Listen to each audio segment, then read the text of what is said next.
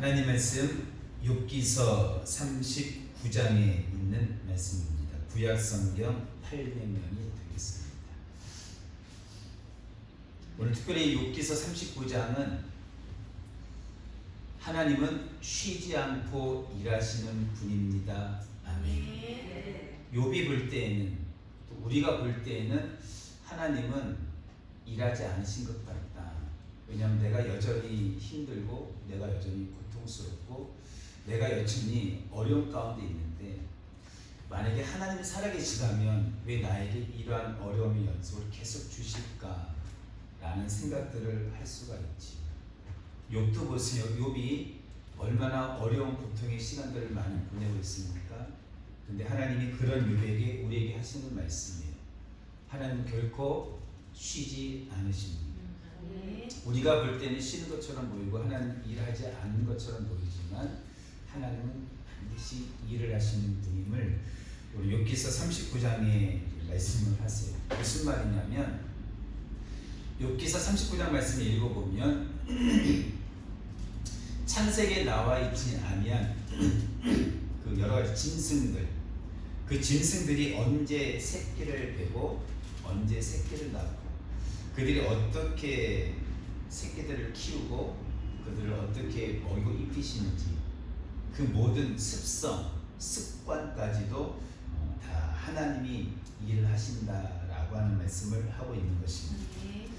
욥기서 39장 1절에 보시면, 1절에 보세요. 산 염소가 새끼 찌는 때를 내가 아느냐? 암사슴이 새끼 낳는 것을 내가 본 적이 있느냐? 그것이 몇 달 만에 만삭되는지 아느냐? 그 낳을 때를 아느냐?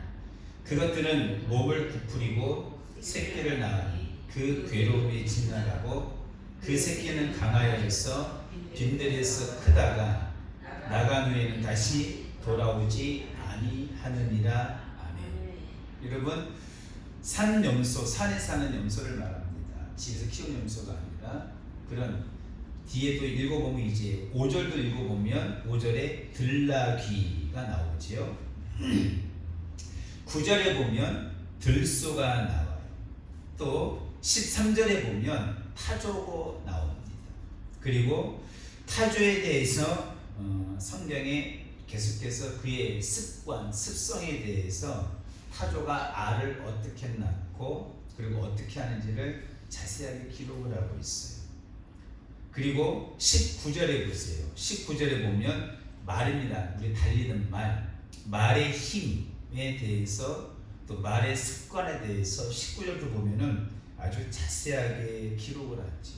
그래서 말은 21절, 22절에 있는 말씀처럼 두려움을 모른다는 거예요. 그래서 사람들이 말을 타고 칼싸움도 하고, 말을 타고 활도 쏘고, 말을 타고 이렇게 창도, 무기를 쓰는 것을 볼 수가 있다는 거죠. 그래서 말은 두려워하지 않는다. 그리고 26절에 보시면 26절에 매가 성경에 기록되어 있고요.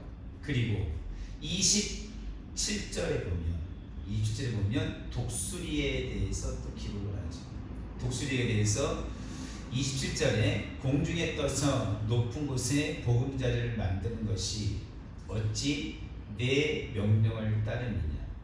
그것이 낭떠러지에 집을 지으며 뾰족한 바위 끝에나 험준한 데에 살며 거기서 먹이를 살피나니 그 눈이 멀리 보며 그 새끼들도 피를 빠나니 시체가 있는 곳에는 독수리가 있느니라. 아멘. 이와 같이 여러분, 39장에 보면 여러 가지 산에서 사는 들짐승들, 또 공중에 날아다니는 매, 독수리, 그들의 들짐승 동물에 대해서 그들의 습성, 그들의 새끼를 어디서 낳는지, 어떻게 키우는 데에서 성경에 자세히 기록하지. 무슨 말입니까? 하나님께서, 창조주 하나님이 우리가 볼 때에는 그냥 스쳐 지나가는 들짐승인데, 성경에 기록되지 아니한 짐승도 많이 있겠죠. 근데 그 모든 것 다, 그들의 모든 습성 하나하나 하나님이 그들에게 그런 습성을 주셨고, 그리고 하나님이 그 습성대로 그 동물과 그 새와 모든 것들을 다 기르시고 여러분 은혜를 베풀어 주신다는 사실입니다. 마태복음 6장에 보면 이런 말씀이 있지요. 우리 주님께서 우리에게 이렇게 말합니다. 너희는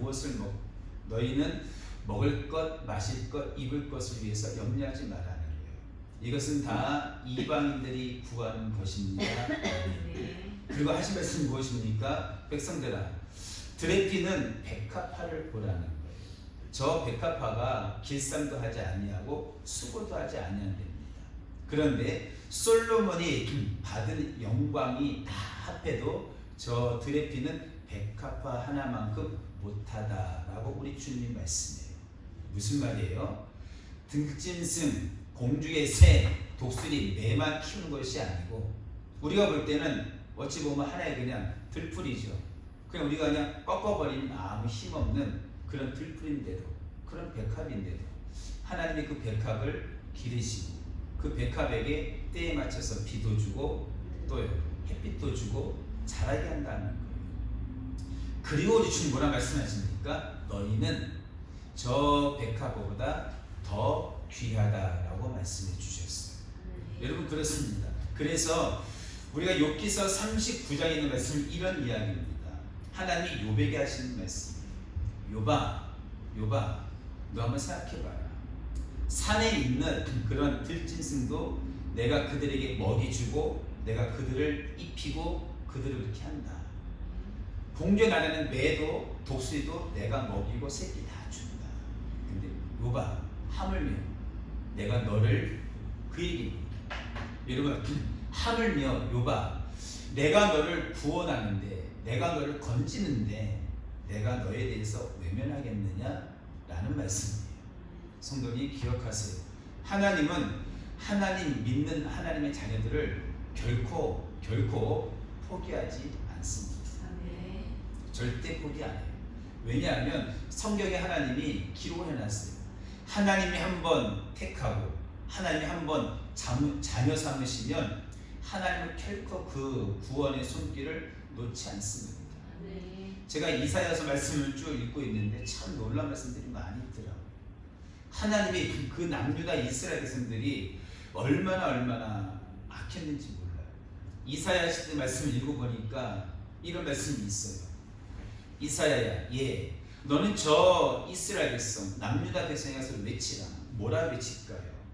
남유다 백성들아, 너희는 북이스라엘 10지파가 무엇 때문에 어떻게 해서 아스론에게 멸망당했는지를 알면서, 즉 북이스라엘 백성들이 푸른 나무 높은 큰 돌덩이 아래에서 제단을 쌓고 거기서 하나님을 섬기지 아니하고 행음하고, 즉 우상을 숭배하고 어리석은 돌 앞에, 어리석은 나무 앞에, 목상 앞에 그렇게 우상을 섬겼던 그 죄로 말미암아 북이스라엘 10지파가 멸망당했음을 남유다야 너희가 보고도 너희는 어찌하여 마음속에 회개하지 아니하느냐? 어찌하여 돌이키지 아니하느냐? 어찌하여 여전히 너희 똑같이 멸망당하려고 어떻게 북이스라엘에서도 똑같이 아무 곳에서나 담 쌓고 아무 곳에서나 행음하고 아무 곳에서나 그렇게 하나님을 자꾸만 거역하느냐 라는 말씀이 있어요. 그리고 이어서 하신 말씀이 뭐냐면 이런 말씀이에요. 이사야야, 내가 한 번 택한 나의 백성은 내가 결코 버리지 않는다 라는 말씀이 있어요. 여러분 그래요. 하나님은 절대 버리지 않아요. 누가 손을 놓는 거냐? 내가 놓는 거예요. 어리석은 사람이 이제는 하나님의 도움 필요 없다고, 이제는 하나님 없어도 내가 잘 살 것 같다, 이제 하나님의 역사 없어도 하나님의 은혜 없어도 내가 지금까지 잘 살아왔으니 괜찮다라고 어리석은 백성들이 하나님의 구원의 손길을, 하나님의 사랑의 손길을 자꾸 외면하려고 하는 것이죠. 하나님 결코 포기하지 않습니다. 여러분 그런 거예요. 그래서 하나님이 욥에게 욥아, 하물며 너겠느냐. 우리 주님도 말씀하는 거예요. 하물며 너일까 보냐. 그래서 하신 말씀이 무엇이에요? 그러니까 아무것도 염려하지 말아요.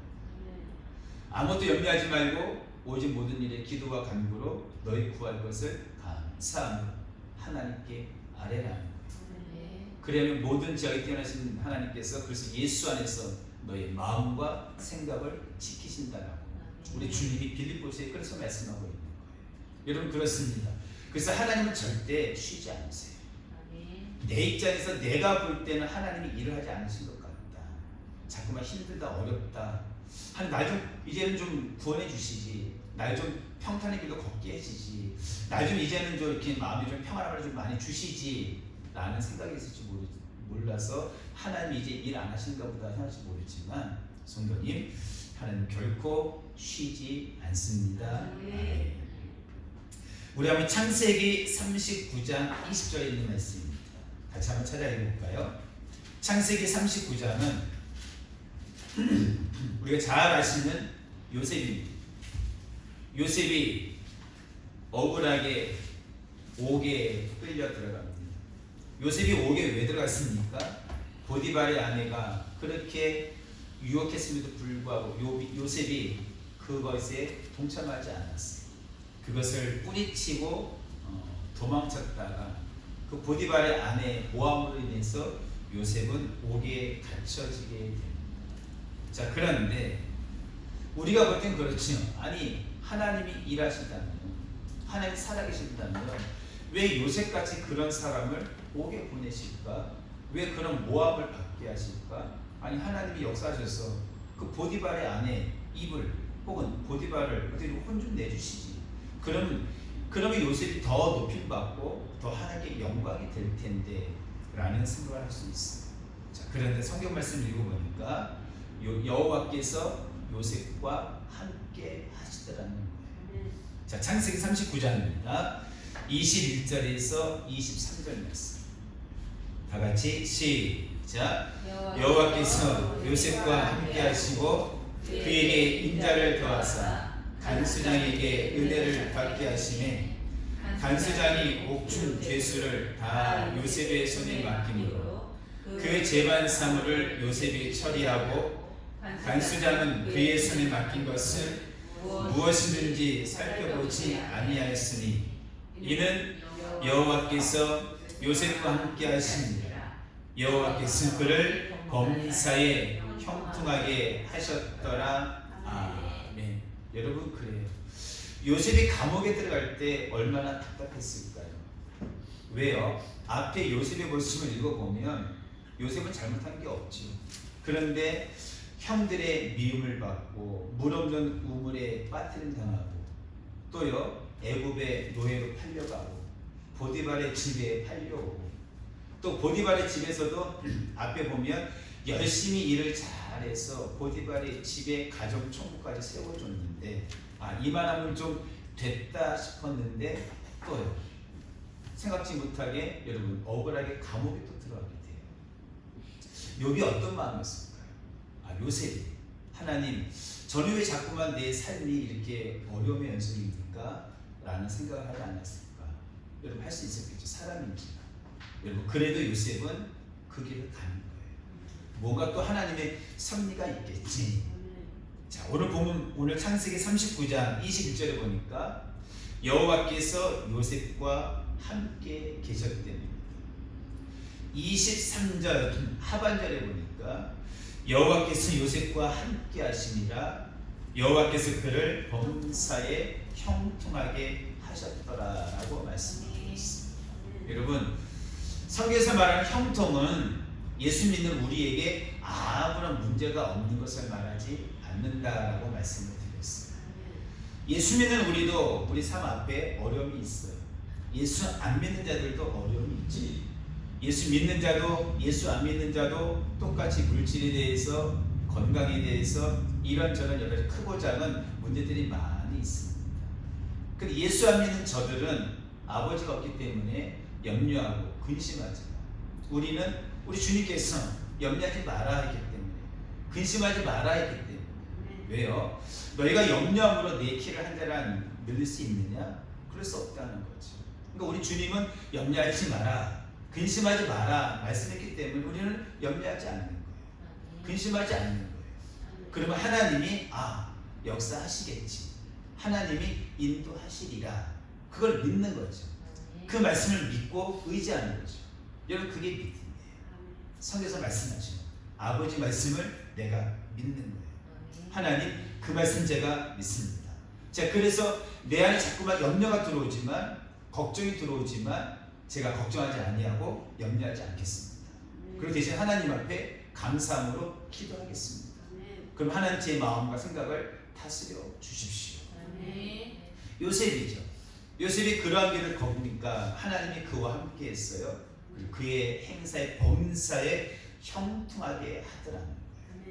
뒤에 읽어보면 그 다음부터 하나님이 요셉을 통해서 또, 그렇죠, 두 명의 애굽의 신하의 꿈을 잘 해몽해 주었는데 그 한 사람이 어때요? 요셉을 또 까맣게 잊어버려요. 여러분, 그래도 요셉은 어떻게 해요? 끝까지 기다리는 거예요. 언제까지? 하나님의 때, 하나님이 일하실 때, 그때가 반드시 있음을 믿고 하나님이 반드시 일하시리라. 하나님 언젠가는 반드시 역사하시리라. 왜요? 하나님이 요셉에게 이미 앞에서 준 꿈이 있어요. 해와 달과 11별이 내게 절하더이다. 그거는 하나님이 주신 꿈이에요. 그러니까 그 꿈이 아직 이루어지지 않았기 때문에, 그 꿈이 이루어져야 되기 때문에 반드시 하나님이 그 꿈이 이루어질 때까지 어떻게 역사하시리라 믿은 거죠. 의지하는 거죠. 그리고 그 길을 이렇게 걸어가는 거예요. 여러분과 제 안에 그러한 은혜가 있기를 축복합니다. 축복합니다. 자, 느헤미야 1장 말씀 한번 읽어보셨어요? 느헤미야입니다. 우리 느헤미야 2장입니다. 2장에 보시면 느헤미야라고 하는 인물은 남유다 백성이 바벨론의 포로로 잡혀갔지요. 그리고 70년이 지난 후에 3번에 걸쳐서 포로에서 귀환을 하게 됩니다. 이스라엘 백성들이 느헤미야가 남유다 백성이 철저하게 멸망당했을 때, 포로 생활할 때 어떤 마음이 들었습니까? 하나님, 우리가 하나님 섬기는 나라인데, 하나님 섬기는 민족인데 왜 우리에게 이런 어려움이 닥쳤습니까? 왜 고통을 당합니까? 라는 안타까움이 많이 있었을 거예요. 느헤미야가 하나님 앞에 기도합니다. 1장에 보면 그가 간절하게 하나님 앞에 슬퍼하며 금식하며 기도했다라고 느헤미야 1장 4절에 말씀을 하고 있어요. 그가 기도를 계속 하는 사이 그의 마음속에 하나님께서 하나의 소망을 줍니다. 아, 저 무너진 성벽 내가 한번 중수 한번 해봐야겠다 라는 마음을 먹고 하나님께 기도하기를 시작합니다. 여러분, 느헤미야 성경 무슨 말이에요? 남유다 백성이 바빌론에 포로로 끌려갔을 때에도 하나님이 여전히 일하고 있더라는 거예요. 우리가 볼 때는 포로 끌려갔어, 전쟁에 졌어, 그럼 끝이다라고 생각할 수 있지만 하나님은 여전히 일을 하고 계시더라는 사실. 느헤미야 2장 1절부터 우리 한번 10절까지 한번 먼저 한번 읽어보겠습니다. 조금 길지만 한번 읽어보겠습니다. 시작. 아닥사스다 왕 제20년 니산월에 왕 앞에 포도주가 있기로 내가 그 포도주를 왕에게 드렸는데 이전에는 내가 왕 앞에서 수심이 없었더니 왕이 내게 이르시되 내가 병이 없거늘 어찌하여 얼굴에 수심이 있느냐? 이는 필연 내 마음에 근심이 있음이로다 하더라. 그때 내가 크게 두려워하여 왕께 대답하되 왕은 만세수를 하옵소서. 내 조상들의 묘실이 있는 성읍이 이제까지 황폐하고 성문이 불탔사오니 내가 어찌 얼굴에 수심이 없사오리까?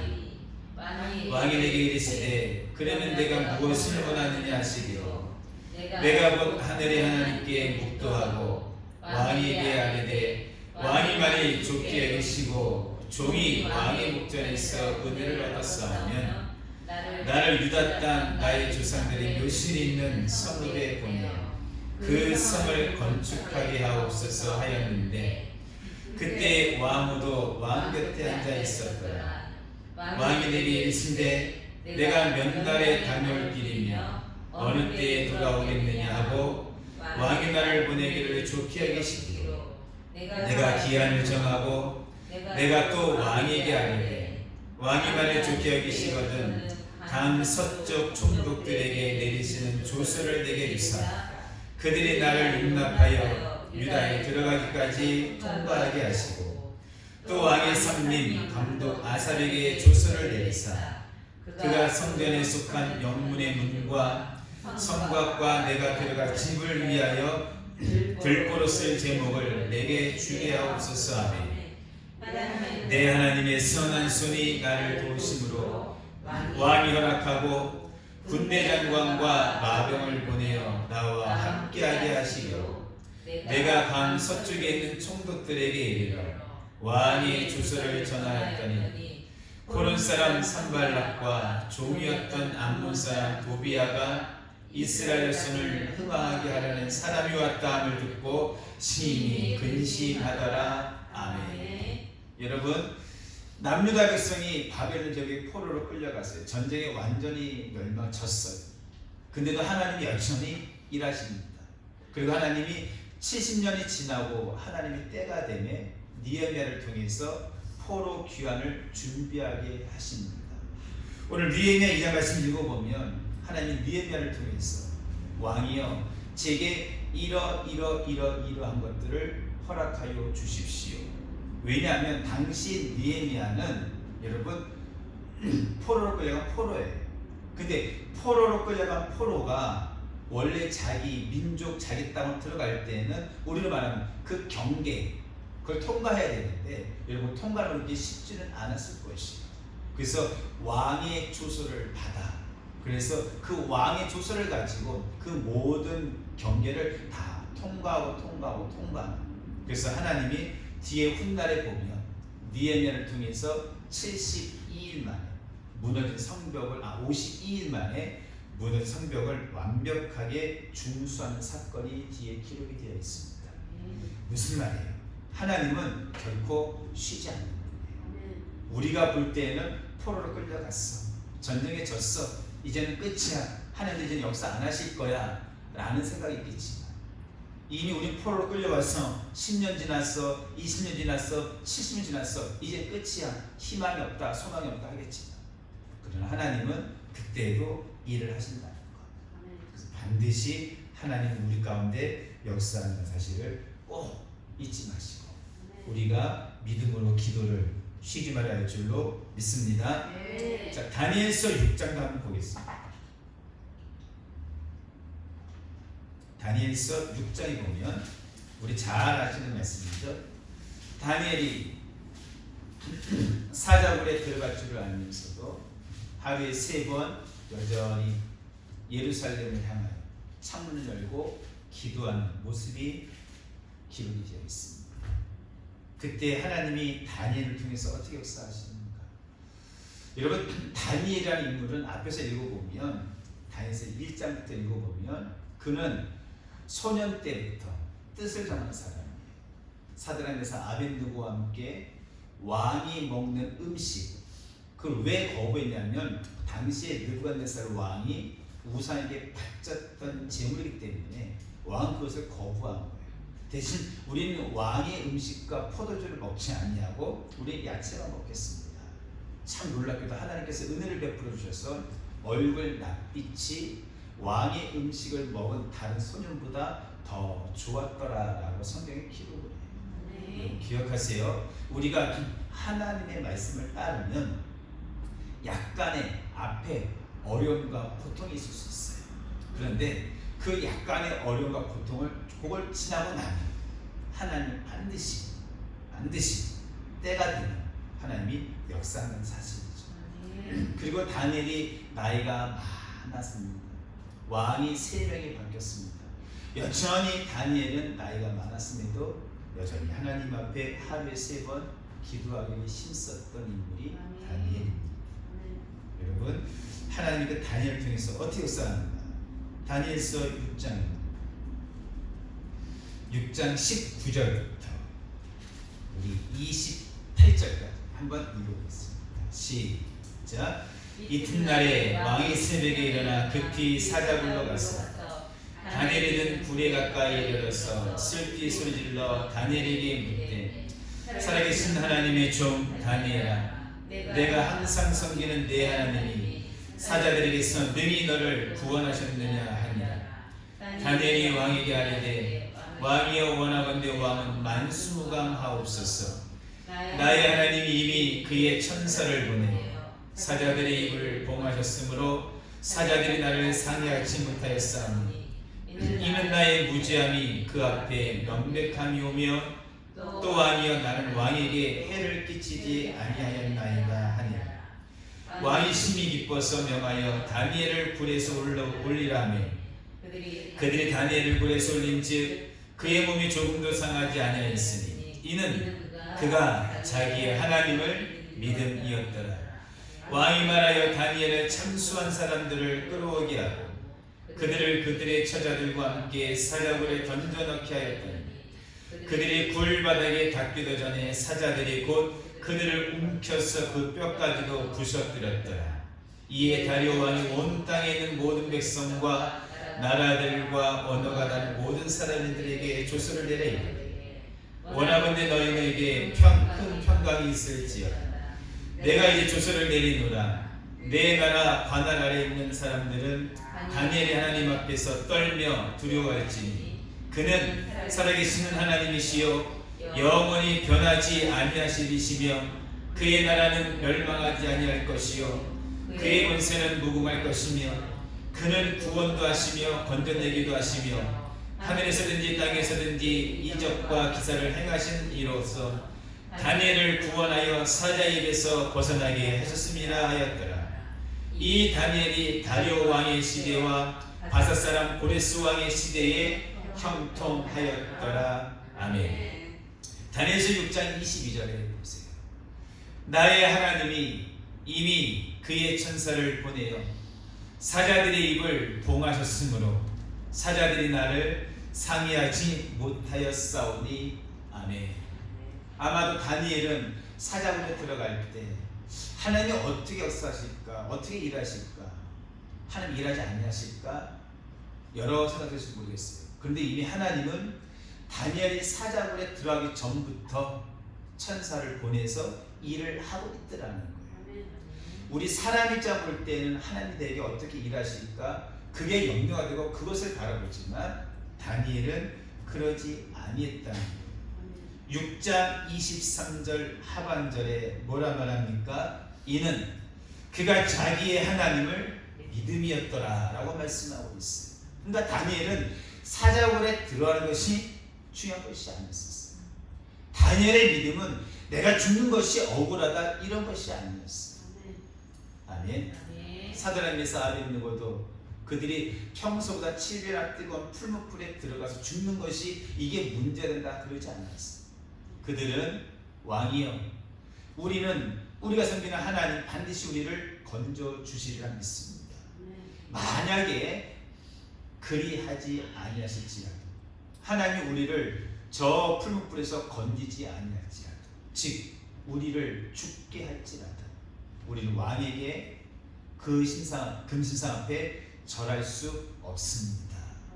성도님 그게 믿음이에요. 하나님이 건져주면 믿고 건져주지 않으면 안 믿고 이건 믿음이 아니죠. 이건 상황에 따라 움직이는 거겠지. 우리 주님이 베드로에게 뭐라 말합니까? 풍랑에 빠져 물에 빠진 베드로 보고 손을 잡아 끌어주시면서 믿음이 적은 자 어찌하여 의심했느냐 라고 우리 주님이 베드로를 책망합니다.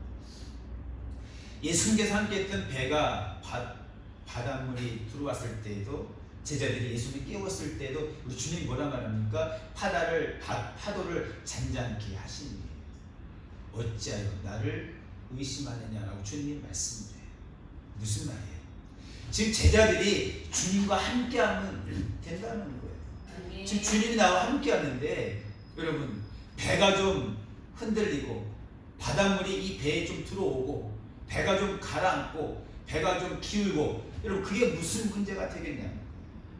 여러분 그 환경을 바라보는 것은 그건 믿음이 아니라는 거예요. 하나님이 나를 살려주면 내가 하나님 믿고 하나님 나를 살리지 아니하시면 안 믿고 이 문제 해결해 주면 하나님 믿고 해결 안 해주면 안 믿고 여러분 이건 믿음이 아닌 거예요. 이건 믿음이 아니에요. 믿음은 무엇이에요? 구원해 줘도 믿고 구원해 주지 않으셔도 믿습니다. 하나님 믿습니다. 그 믿음이 흔들리지 않아요. 여러분과 제 안에 그러한 은혜가 있기를 축복합니다. 하나님이 욥에게 이런 믿음을 말씀하는 거예요. 하나님 우리에게도 오늘날 이런 믿음을 말씀하는 거예요. 하나님 결코 일하기를 쉬지 않습니다. 하나님 끝까지 일을 하시니 그 일하신 하나님 의지하고 우리 또한 주님 바라보는 믿음의 삶 걸어야 할 줄로 믿습니다. 기도합니다.